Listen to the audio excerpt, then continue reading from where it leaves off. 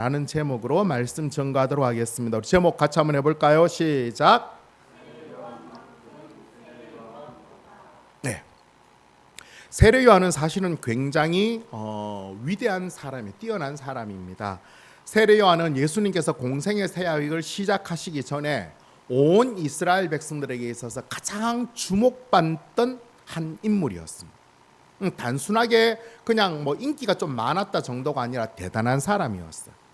그는 사람이 살지 않는 광야에서 낙타 토롯을 입고 허리에 가죽들을 하고 메뚜기와 석청을 먹으면서 그에게 주어진 사명을 수행하고 있었습니다. 그는 또한 회개하라 천국이 가까웠느니라 라는 메시지를 선포하면서 이스라엘 백성들에게 회개의 삶을 강조하였습니다. 이런 메시지를 들은 많은 이스라엘 백성들이 회개해야 되겠구나 라는 생각을 하며 요한에게 나와서 제사함의 세례를 받았던 것입니다. 그런 세례 요한을 향하여서 많은 일반 백성들뿐만 아니라 심지어 세례 요한을 잘 인정하지 않던 종교 지도자들까지도 혹시 제가 메시아가 아닐까? 라는 생각을 할 만큼 세례 요한은 대단한 사람이었다. 좀 대단하게 느껴져요?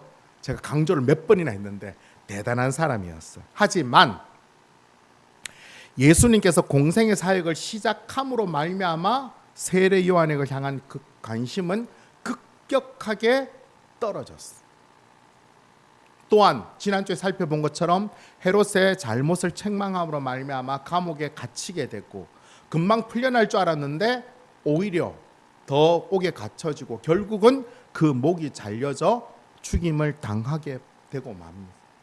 그리고 지난주에 살펴보았듯이 예수님을 향한 믿음도 마지막에는 흔들림으로 말미암아 그가 마지막에는 예수님을 정말 믿었나? 그래서 심지어 많은 사람들 중에 세례 요한이 과연 천국 들어갔을까? 이렇게 대해서 토론을 하는 경우도 있습니다. 그만큼 세례 요한은 가장 정점에 올라갔다 어떠면 가장 바닥까지 떨어진 것처럼 보여지는 그런 자가 되고 말았던 것입니다. 그렇다면 우리가 이 세례 요한에 좀 구체적으로 살펴볼 필요가 있겠죠, 그렇죠? 적어도 그냥 그렇게 넘어갈 인물은 아니기 때문에 오늘 본문을 통해서 과연 구체적으로 세례 요한이 어떤 사람인가를 한번 살펴보도록 하겠습니다. 지난주에 세례 요한이 두 가지의 질문을 가지고 왔죠, 그렇죠? 예수님께 뭐라고 물었어요? 오실 그이가 당신입니까? 아니면 우리가 당신을 기다려야 됩니까? 라고 물었던 그 두 가지 질문을 가지고 온 제자들에게 예수님께서 말씀하시고 그 요한의 제자들을 떠나보내셨어요. 그리고 난 다음에 예수님께서는 주위 사람들에게 이렇게 질문을 합니다. 오늘 본문 24절부터 26절까지 우리 같이 한번 읽겠습니다. 시작. 요한이 보낸 자가 떠난 후에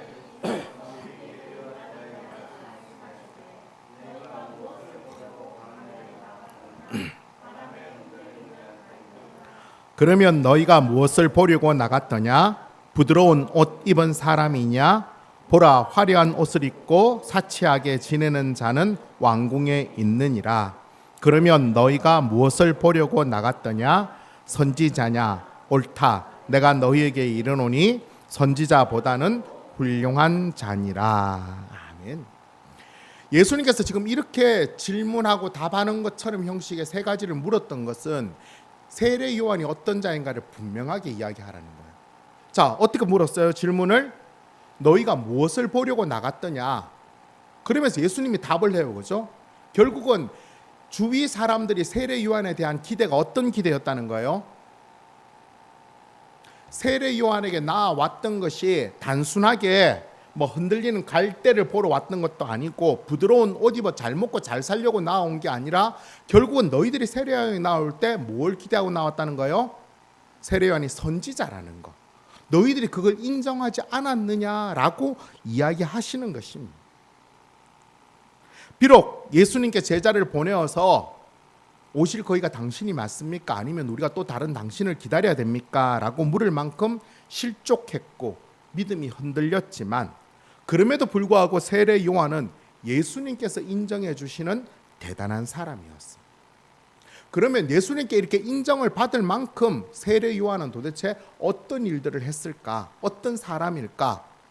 할 때 그는 한마디로 세례 요한이 어떤 사람일까 할 때 딱 이야기할 수 있는 말은 그는 선지자였다. 근데 예수님께서 오늘 뭐라고 이야기해요? 선지자보다도 더 훌륭한 자다라고 말씀하고 있습니다. 무슨 말이냐면 선지자, 선지, 이 한자로 풀면 무슨 선자일까요? 예, 먼저 선, 앞설 선, 그 다음 지는 알지. 그러니까 선지자는 어떤 자예요?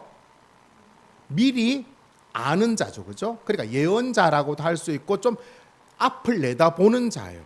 그래서 구약의 많은 선지자들은 이스라엘 백성들의 범죄로 인하여서 이스라엘이 멸망당할 걸 알고 하나님의 심판을 그들에게, 이스라엘 백성들에게 막 경고하면서 회개를 촉구하던 자들이 선지자였어요. 우리가 알고 있는 구약의 선지자 이사야, 예레미야, 에스겔, 다니엘 다 그런 선지자였어요. 그렇죠?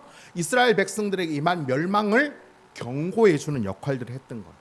근데 세례 요한은 선지자로서의 사역이 그들보다 더 훌륭하고 중요한 사역을 했어요.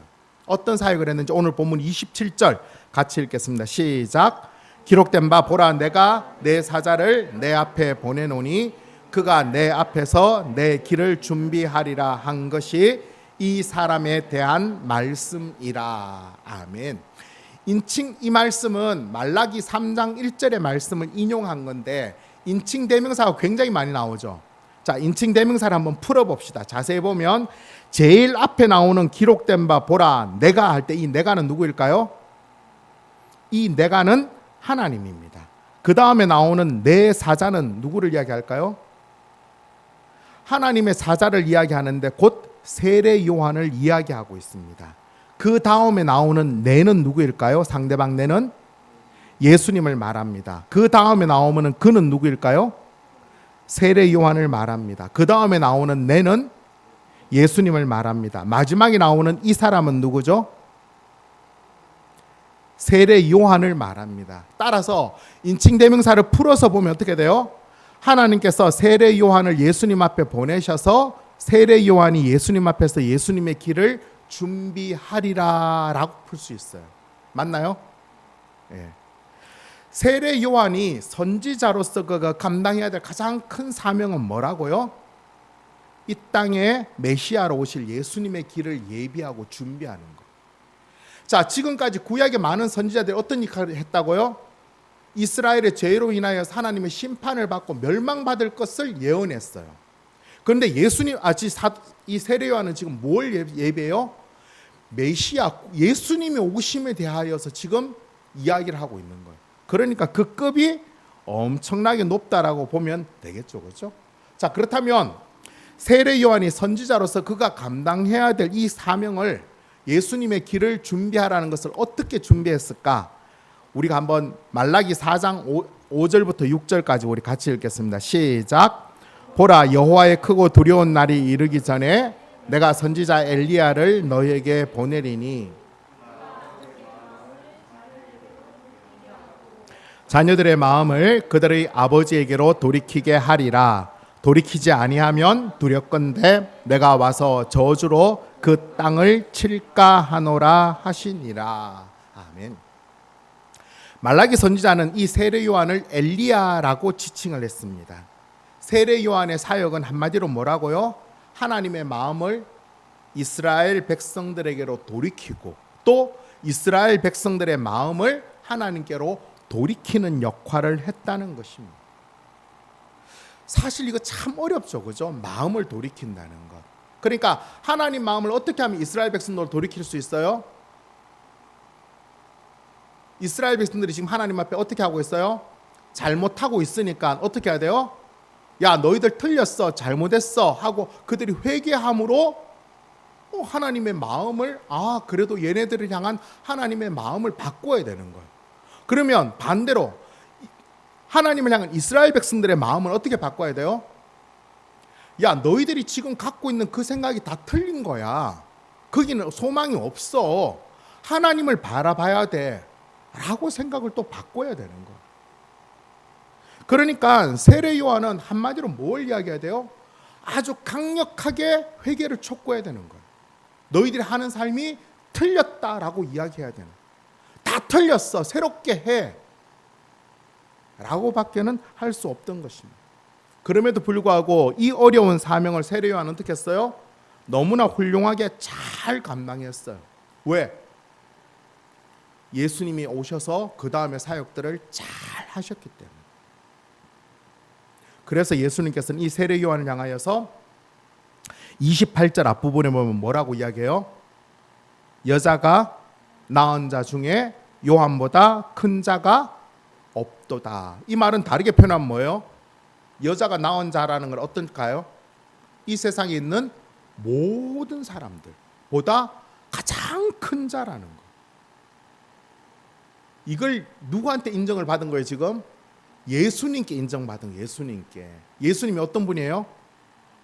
전지전능 모든 걸 다 아는 사람이에요. 모든 걸 다 아는 예수님이 이 세례 요한에서 이 세상에 있는 모든 사람보다 가장 뛰어난 사람, 훌륭한 사람이야 라고 인정을 받은 게 세례 요한이라는 거예요. 대단해요? 안 대단해요? 예, 대단합니다. 대단합니다. 어떻게 하면 세례 요한이 이런 인정을 받았을까? 우린 크게 한 두 가지의 모습에서 볼 수 있는, 첫 번째는 세례 요한이 자신의 사명에 대한 충성심 때문입니다. 세례 요한은 자기의 사명이 뭐로 알았어요? 광야에 외치는 소리. 무엇을 외치는 소리? 예수님이 오실 길을 예비하는 외치는 소리라는 것입니다. 그는 자신의 사명을 잘 충성스럽게 감당하기 위해서 어떻게 했다고 합니까? 사람이 없는 광야에 살았어요. 그리고 뭘 했어요? 낙타토롯을 입고 허리띠를 띠고 메뚜기와 석청을 먹었다고 하고 있습니다. 이 생활이 어떨까요? 누가 이걸 가지고 뭐 아주 웰빙을 먹었다, 꿀도 먹고 메뚜기도 먹고 또 낙타토롯 아주 모피 같은 걸 입고 살지 않았을까라는 그런 말도 하는데 말도 안 되죠, 그죠? 하루 세끼 메뚜기 먹으면 어떨까요? 거의 메뚜기가 자기인지 메뚜기가 뭔지 모르겠죠. 사실 굉장히 힘든 삶을 살았을 것입니다. 그럼에도 불구하고 그는 그렇게 하면서 어떻게 했어요? 이스라엘 백성들을 자기에게로 불러냈던 거예요. 사실 세례 요한이 들어갈 수도 있었겠죠, 그죠? 그런데 들어가는 것하고 이스라엘 백성들이 자기 자리에서 자기 세례 요한이 광야로 이끄는 거하고 어떤 차이가 있을까요? 그 자리에 있을 때 가서 야 너희 틀렸어, 잘못됐어 라고 할 때 이 사람들이 받는 충격은 사실 별로 미미해요, 그죠? 왜? 지금 자기 자리가 있으니까. 그런데 그걸 내가 뭔가 틀렸구나, 잘못됐구나 생각하면서 그것을 버리고 광야로 가서 그 이야기를 들었을 때는 또 다른 느낌인 거예요. 세례 요한은 자기의 사명을 충성스럽게 감당하기 위하여서 그 모든 것들을, 편안함들을 버리고 왔던 것입니다. 그렇다면 우리가 생각해 보죠, 그죠? 그러면 모든 선지자가 다 그렇게 열심히 하나님 말씀 다 전하지 않았을까? 오케이. 대부분의 선지자는 그렇게 했어요, 그죠? 그런데 그렇게 하지 않은 선지자도 있어요, 없어요? 있죠. 대표적으로 누가 기억나요? 요나. 요나는 뭐래요? 하나님께서 야, 너 가서 저 니느웨로 가서 말씀 좀 전해라고 하니까 요나가 어때요? 싫어요. 저는 어디 갈래요? 그 니느웨 반대편인 다시스로 갈래요. 라고 하면서 다시스로 간 거예요. 그런 선지자도 있었어요. 근데 그렇게 요나가 하나님 말씀에 순종하지 않고 자기 마음대로 갔던 것은 자기 생각이 많았던 거죠. 그렇죠? 자기 생각이 많은 사람은 하나님의 사명을 충성스럽게 감당하기 어려운 거예요. 반면에 세례 요한은 어때요? 자기 생각을 좀 내려놓은 거죠. 그렇죠? 자기 생각을 좀 내려놓은 거예요. 그냥 하나님 말씀 그대로 했던 거예요. 어쩌면 이거는 제 개인적인 해석입니다. 세례 요한이 마지막에 제자를 보내서 뭐라고 물었어요?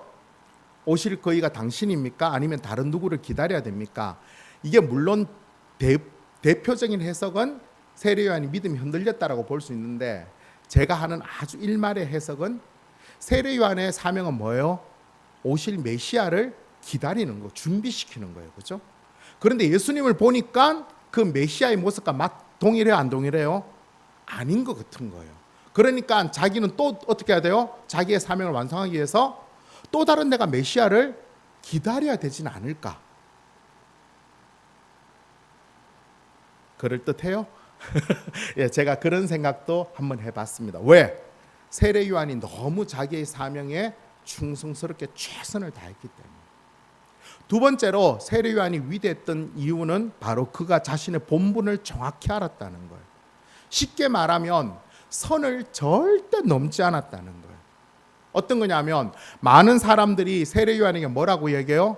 혹시 당신 메시아가 아닙니까? 라고 하면 세례 요한은 뭐 하면 돼요? 그냥 입 꾹 다물고 있으면 돼요. 그러면 그냥 좋은 거 막 갖고 오고 그럴 거예요. 그런데 세례 요한은 아니에요. 아주 분명하게 정확하게 답을 했어요. 요한복음 1장 19절 20절 같이 읽겠습니다. 시작. 유대인들이 예루살렘에서 제사장들과 레위인들을 요한에게 보내어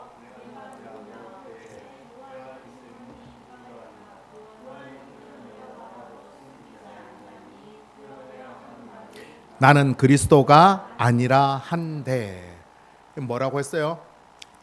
숨기지 않고 확실하게 이야기한다. 나는 그리스도가 아니야라고.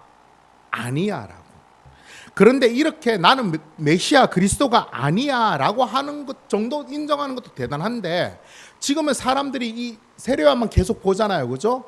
그런데 능력적인 측면에서도 그는 분명히 선을 넘지 않아요. 누가복음 3장 16절 말씀 같이 읽겠습니다. 시작. 요한이 모든 사람에게 대답하여 이르되 나는 물로 너희에게 세례를 베풀거니와 나보다 능력이 많으신 이가 오시나니 나는 그의 신발끈을 풀기도 감당하지 못하겠노라. 그는 성령과 불로 너희에게 세례를 베푸실 것이요. 이렇게까지 굳이 이야기할 필요가 있나요, 없나요? 그럴 필요까지 없어요. 왜? 사람들이 물세례만 받아도 뭔가 대단한 것처럼 느껴지는데, 그런데 자기는 어느 정도 선이라고요? 예수님의 신들매, 신발을 들고 다닐 만큼, 신발을 풀 수 있을 만큼의 가장 그때 당시에 가장 밑바닥에 있던 하인, 종, 그보다 더 낫다는 거. 이것만 해도 참 세례 요한이 대단하죠, 그죠? 왜 이렇게 인정하는 것 자체가, 남들이 뭘 떠받들어주지 않으면 되는데 남들은 전부 다 메시아가 아니냐라고 떠받드는데 절대 아니야. 그리고 나의 능력은 아무것도 아니야 라고 인정하는 거 정말 어려워요. 그런데 이보다 더 놀라운 일을 했어요. 어떤 일을 했냐면, 그가 감옥에 갇히기 전에 예수님의 공생의 사역이 시작됐을 때 많은 사람들이 예수님에게로 가버렸어. 그러자 이 세례 요한 밑에 있던 제자들이 세례 요한에게 뭐라고 얘기해요? 저 좀 그렇지 않습니까? 라고 이야기하니까 세례 요한이 이렇게 이야기합니다. 요한복음 3장 26절에 30절까지 같이 읽겠습니다. 시작. 그들이 요한에게 가서 이르되 랍비여, 스님과 함께 요단강 저편에 있던 이 곧 선생님이 정언하시던 이가 세례를 베풀매 사람이 다 그에게로 가더이다. 요한이 대답하여 이르되 만일 하늘에서 주신 바 아니면 사람이 아무것도 받을 수 없느니라.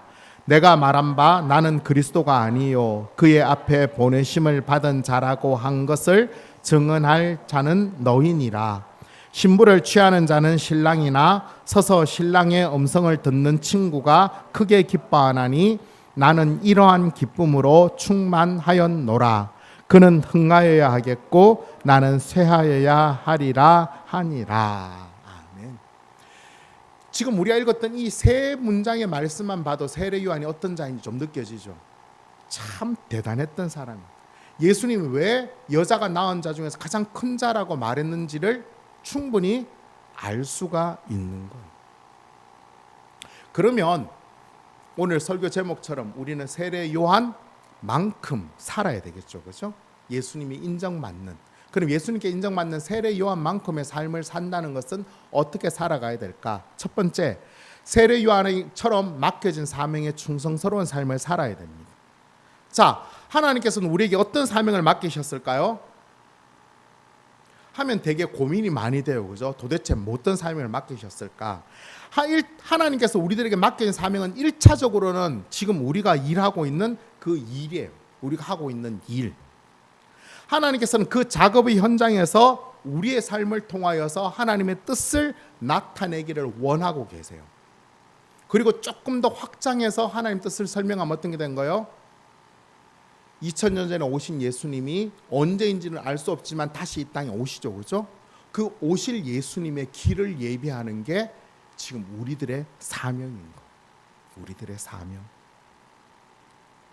그 사명을 감당하기 위해서 우리는 우리들이 속한, 우리들이 처해져 있는 그 직업의 환경 속에서, 현장 속에서 우리의 삶을 통하여서 하나님이 어떤 분인가를 나타내고 드러내는 삶을 살아야 되는 것입니다. 근데 직업의 현장에서 우리가 하나님의 사람으로 행동한다는 것이 쉬워요, 어려워요? 결코 쉽지 않아요. 남들보다 조금 더 피곤해지고 억울하고 속상하고 답답하고 어쩌면 그런 삶을 살아야 되는 거예요. 그런데 그것이 바로 우리들의 사명이라는 거예요. 사명. 세례요한 한번 생각해 볼까요? 세례요한은 뭐 광야가 좋아서 광야에 있었겠어요? 메뚜기가 정말 맛있어서 맨날 메뚜기만 먹었을까요? 낙타토릇이 너무 좋아서 그것만 입었을까요? 아니에요. 그도 따뜻한 집에서 맛난 음식을 먹고 좋은 옷을 입고 좋아하는 가족들과 함께 살기를 원했을 거예요. 하지만 자신에게 주어진 사명을 위해서 그는 기꺼이 광야에 나아갔었고 거기서 메뚜기와 석청을 먹으면서 그는 살았던 것입니다. 우리 하나님께서 우리들에게 지금 원하는 것도 우리 지금 하는 직장 다 때려치우고 뭐 어디 광야에 들어가서 메뚜기 석청 먹으면 살려고 하지 않아요. 지금 우리가 속해져 있는 그 자리, 우리의 직장, 우리의 가정, 우리가 속해 있는 그 자리에서 하나님의 사람을 나타내는 거예요. 어떤 사람? 하나님 예수님께서 곧 오실 거야. 곧 오실 거야. 그때를 대비해서 하나님의 마음을 우리 주위에 있는 사람들에게 돌이키고 우리 주위에 있는 사람들의 마음을 하나님께로 돌이켜야 되는 그 사명을 우리가 감당하는 것입니다. 우리가 그 사명을 세례요한처럼 감당할 때 예수님께서는 우리를 향하여서도 칭찬하시고 인정하는 삶을 살아갈 수 있는 것입니다. 이번 한 주간 우리가 살아가는 모든 삶의 자리에서도 우리의 사명을 잘 감당하며 예수님께 인정받는 그런 저와 여러분 되시기를 간절히 바랍니다. 아멘. 두 번째로 세례요한처럼 인정받기 위해서는 나의 본분을 정확히 알아야 됩니다. 쉽게 말하면 뭐라고요? 절대로 선을 넘지 말아야 됩니다. 선을 넘지 말아야 된다는 것이 무슨 말이냐면 우리의 본분은 나그네요 청직입니다.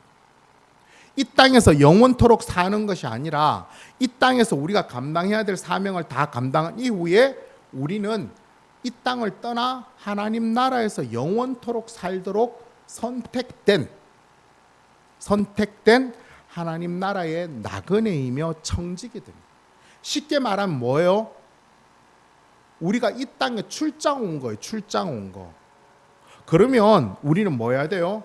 우리의 본분은 우리 삶의 주인이신 예수님의 뜻대로 순종하며 예수님이 주인이다라는 것을 항상 인정하며 살아야 되는 거예요. 세상 사람들이 우리를 향해서 뭐라고 이야기하고 어떤 관심을 쏟고 어떤 것들을 부여하고 하더라도 우리는 뭐라고 해야 돼요? 나는 그냥 무익한 종입니다. 예수님만 영광 받으셔야 됩니다라는 삶을 살아야 되는 거예요. 그리고 또 우리가 세상을 살아가면서 가장 쉽게 오해하는 것 중에 뭐예요? 내가 세상을 살아가니까 너무 불편하고 힘들어요. 그래서 어떻게 해야 돼요? 그 불편함과 힘듦과 어려움들을 해결하기 위해서 내 자신의 능력을 극대화시키기 위해서 모든 포인트가 다 갖추어지는 거예요. 그래서 내가 많은 것을 갖고 많은 것들을 쥐고 있으면 괜찮겠지? 아니에요. 왜? 우리 삶의 주인은 하나님이십니다. 예를 들면 우리가 서울에 있는데 부산으로 출장을 갔어요. 출장을 갔는데 회사 방침이 거기 가서 이렇게 한 며칠씩 그 일들이 많기 때문에 한 지역에 집을 사지 말고 여관에서 3일씩 5일씩 이렇게 계속 돌아다녀 라고 하면 계속 그렇게 가야 되죠. 그죠? 그런데 얘가 잔머리로 맨날 가는 건 너무 힘들어 라고 하고는 회사 공금을 빼내서 거기에 집을 하나 샀어요. 잘한 일일까요? 못한 일일까요? 그 자신의 본분을 넘어서는 거예요. 우리가 이 땅에서의 삶도 마찬가지인 거예요. 하나님께서 이 땅에서 우리가 잘 살기를 원하세요. 근데 그 잘 사는 것이 마치 이 땅이 영원한 것처럼 살아라는 말씀은 절대 아니라는 거예요. 우리는 언젠가는 떠나고 언젠가는 하나님 나라에 가는 거예요. 이 땅은 나그네로 거쳐가는 거예요. 그래서 우리들의 삶을 생각할 때 늘 뭘 생각해야 돼요? 내가 주인이 아니라 내 안에 계시는 예수님이 주인이다라는 것을 늘 기억하며 살아야 되는 거예요. 고린도후서 4장 7절 말씀 읽어볼까요? 시작. 우리가 이 보배를 질그릇에 가졌으니 이는 심히 큰 능력은 하나님께 있고 우리에게 있지 아니함을 알게 하려 함이라. 이게 우리의 본분이에요. 우리는 뭐라고요? 질그릇. 근데 우리의 가치는 어디에 드러나요? 우리 안에 계시는 예수님 때문에 드러나는 거예요. 그런데 마치 내가 잘나서, 내가 뭔가 능력이 있어서, 내가 막 그만큼의 대우를 받을 만큼의 합당한 사람이 되어져서 이게 아니라는 거예요. 그 선을 넘어서는 순간 우리는 또 다른 유혹과 멸망의 길로 가는 것입니다. 우리 삶의 능력과 가치는 우리에게 있지 아니하고 우리 안에 계시는 성령님 예수님께 있다는 것을 늘 인정하며 살아요. 그래서 끊임없이 자만하지 말고 교만해서는 안 되는 것입니다. 주어진 삶의 본분에 합당한 삶을 살아가는 것, 그것이 우리가 예수님께 인정받는 가장 중요해요. 세례 요한이 그렇게 이야기했죠. 제자들이 다 가는데 어떡해요? 그래? 야 가서 너희들이랑 뭐 좀 불러와 사람들. 이러지 않고 그건 어떻게 했어요? 가. 원래 가는 거야. 원래 나는 이러다가 죽는 거야. 익은 거예요. 익은 거. 우리가 이 땅에서 내가 더 완벽하게 잘 살고 내 자식에까지 완전하게 되어지도록 많은 재산을 쌓고 많은 이렇게 뭔가 견고한 틀을 만드는 게 이게 우리 삶의 목적이 아니라고요. 우리는 하나님 원하시는 그 삶을 위해서 우리가 최선을 다해 살아가는 것입니다. 그 선을 넘지 않을 때 우리는 예수님께 인정받는 삶을 살 수 있게 되는 것입니다. 세례 요한 모르겠습니다. 그에 대한 평가가 어떤지 모르겠지만 이 세상의 주인이신 예수님의 평가는 가장 위대한 자였어요. 그렇다면 우리도 세례 요한만큼 그렇게 살기 위해서 우리의 사명에 더 충성하며 또한 우리의 본분을 정확히 지키며 그렇게 예수님께 인정받는 자로 사는 그런 저와 여러분 되시기를 간절히 바랍니다. 아멘. 예수님께서는 이런 세례 요한만큼 되기를 원하셨지만 이어지는 말씀에 보면 세례 요한보다는 좀 더 나아져야 됨을 말씀하십니다. 오늘 보면 28절 우리 다시 한번 같이 읽어볼까요? 시작. 내가 너에게 이르노니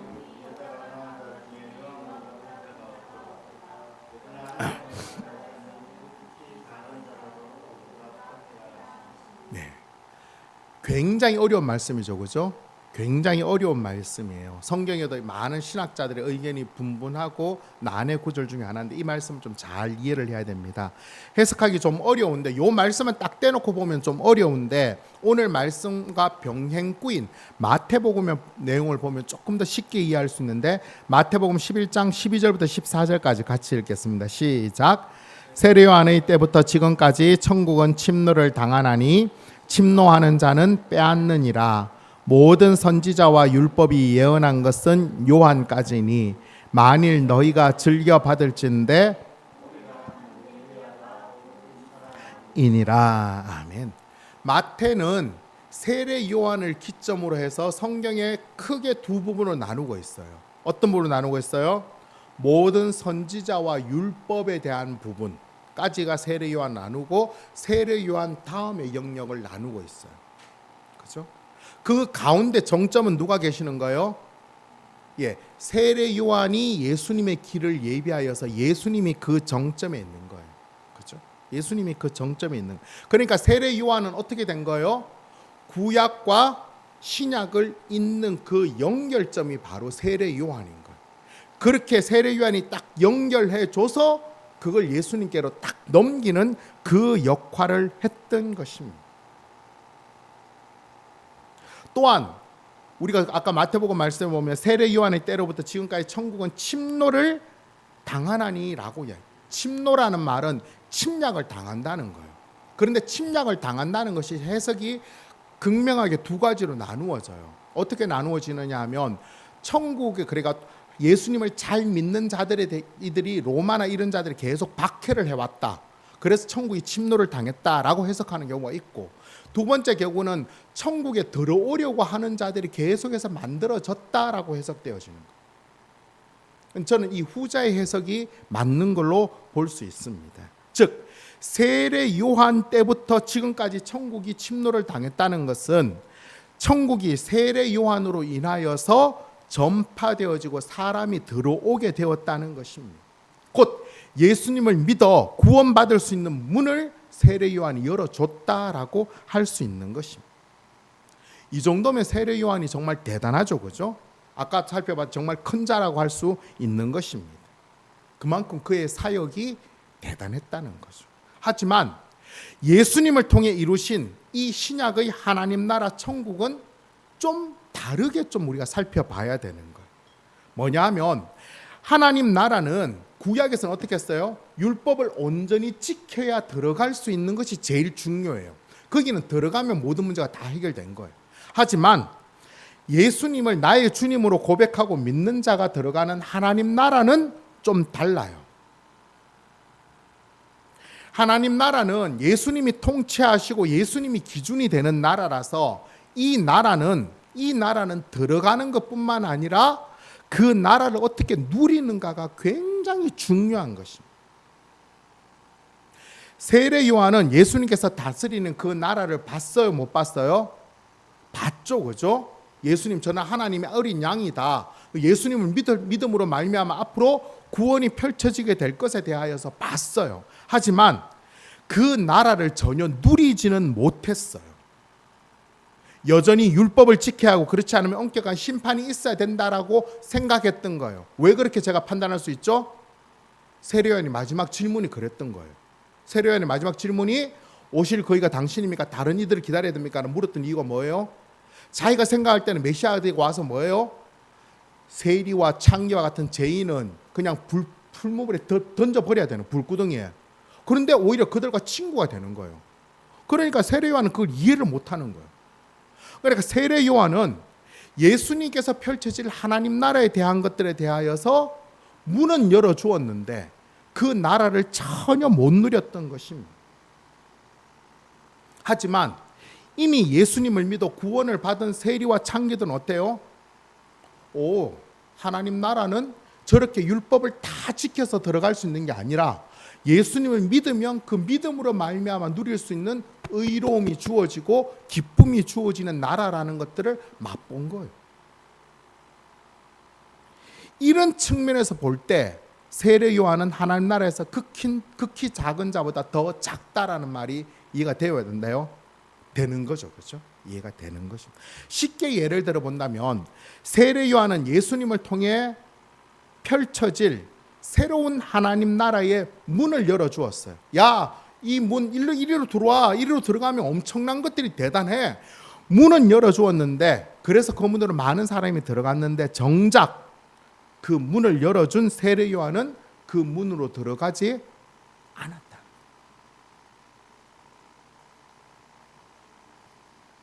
세례 요한이 왜 예수님에게 그 마지막에 그런 평가를 받았는지 좀 이해가 되시죠?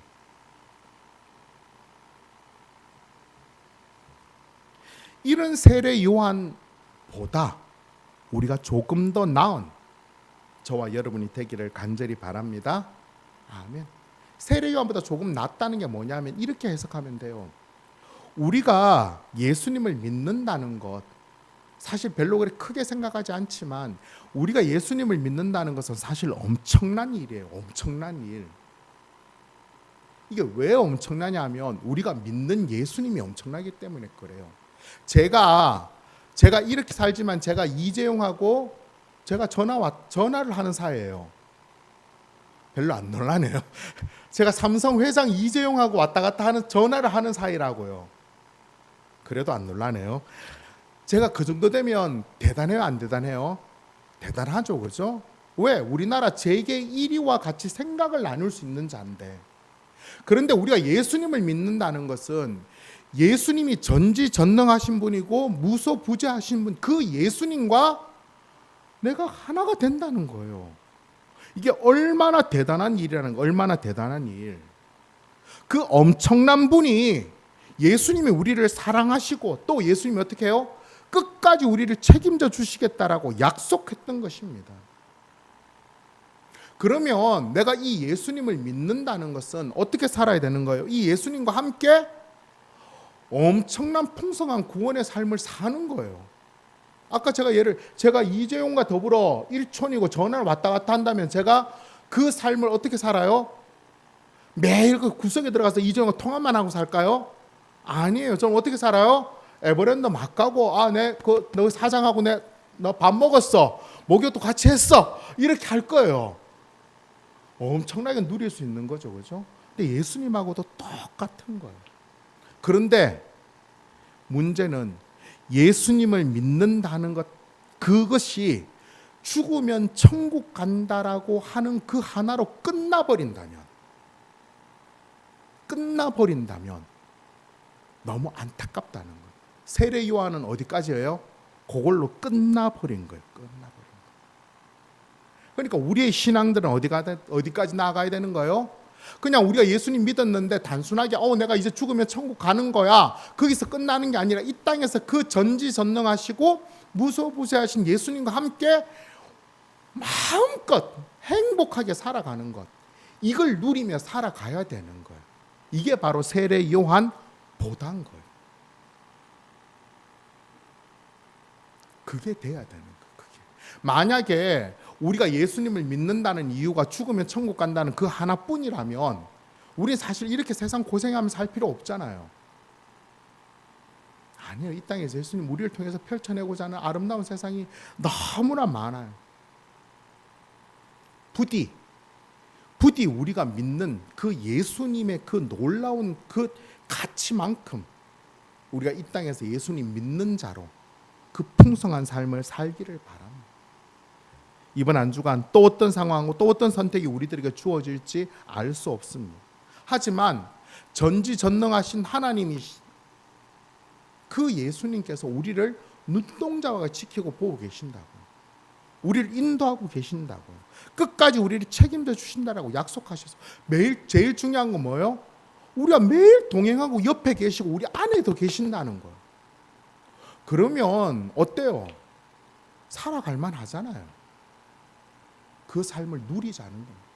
어떻게?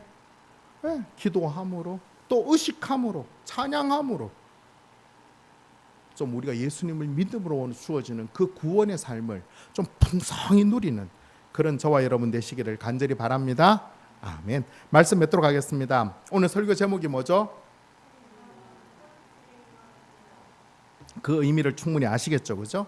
하나님께서는 세례 요한을 먼저 보내셔서 예수님께서 이 땅에 이루고자 하시는 하나님 나라를 준비하게 하셨습니다.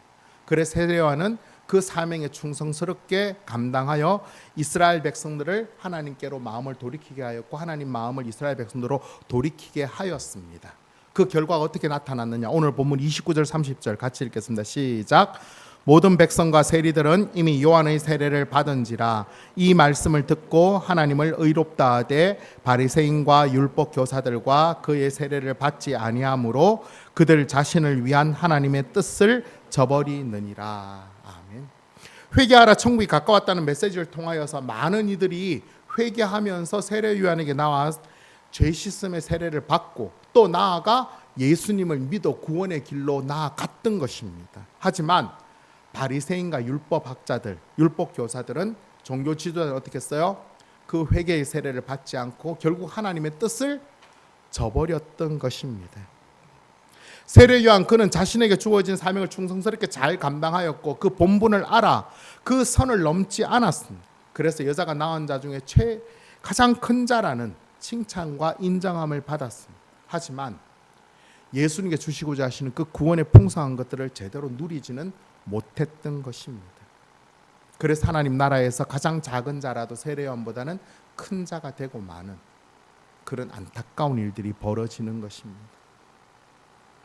세례 요한의 때부터 지금까지 천국은 계속해서 침노를 당하고 있습니다. 천국을 침노하는 자는 천국의 모든 것들을 빼앗아 누릴 수 있습니다. 빼앗아 누릴 수 있다는 게 뭐예요? 전지전능하신 하나님께 통치하신 하나님 나라의 그 가치와 그 은혜는 무궁무진하다는 것입니다.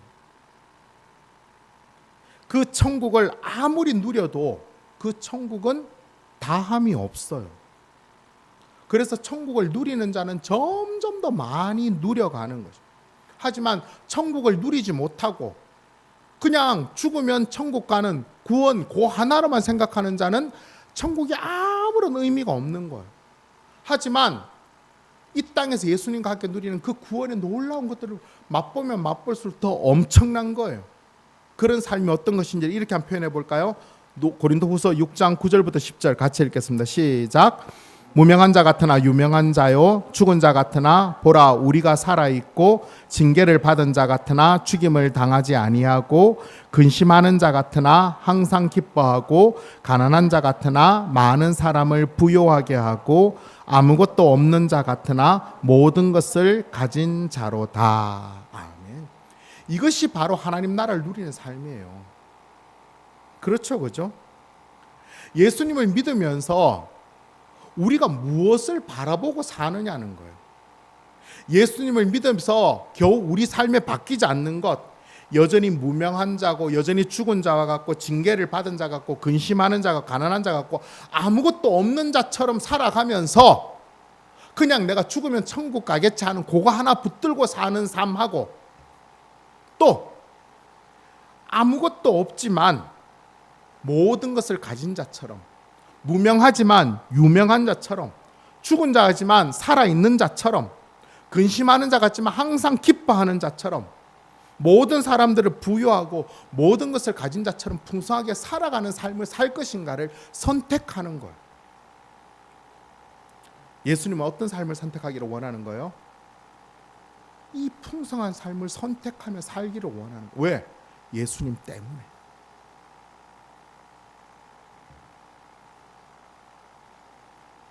세례 요한처럼 충성스럽게 맡겨진 사명을 감당하며 나아가 예수님을 믿음으로 얻은 이 하나님 나라의 이 크고 놀라운 풍성한 구원들을 우리가 좀 더 누리며 살아가기를 원합니다.